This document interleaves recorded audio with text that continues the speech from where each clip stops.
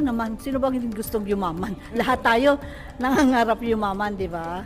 Tatrabahuhin natin kasi hindi naman tayo yaman kung wala tayong wala tayong gagawin.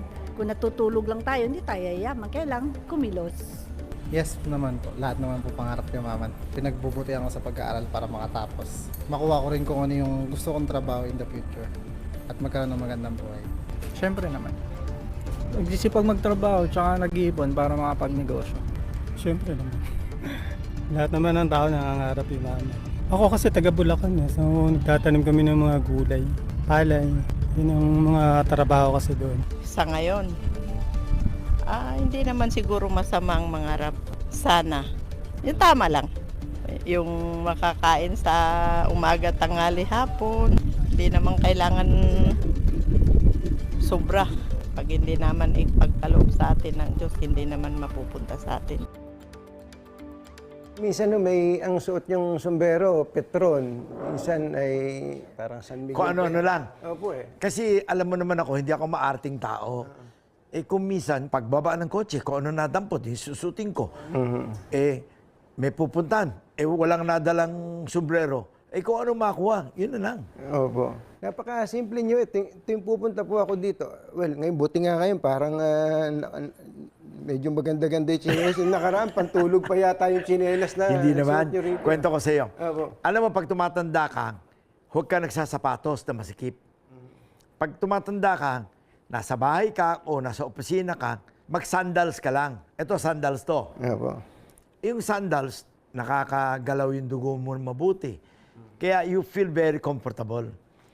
Alam mo, sa opisina, minsan 12 hours tayo rito. Kung may dinner nga, abutin ka pa ng 16 hours.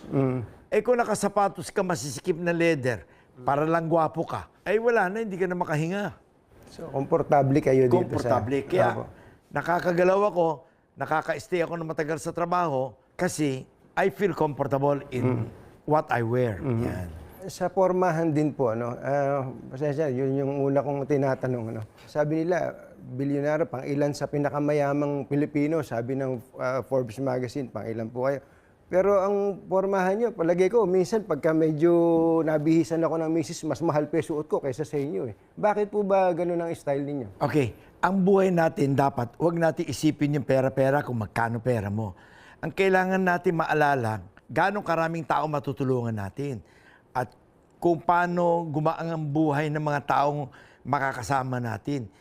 Yung pera, measurement yun. Para sa akin, hindi yun ang measurement ng success in life eh. Ang success in life, measurement is, ang saya mo kasi, ako, natulungan ko yung mga kaibigan niya, nagkatrabaho na mabuti. Yung mga batang yan, napag-aral natin. Yun ang kasiyahan ng buhay. Yung yaman, numbers lang yun eh. Meron kang 100 piso o meron kang 100,000 piso. Pare-pare na yan eh. How many times can we eat in a day? 2 times? Pwede ka ba kumain araw-araw ng baboy? Adobo? Maimpacho ka. Pwede ka ba kumain ng steak araw-araw? Impacho rin. Nowadays, laging iniisip ko is, we eat to live. Parang kumain ka para mabuhay ka. Huwag yun, mabubuhay ka para lang kumain na masarap. Masama yun. In as much as possible, tinatry ko maging simple living lang. Kung may pagkakataon nga ako, pinakamasaya ko sa buhay, yung nagpapahinga ako,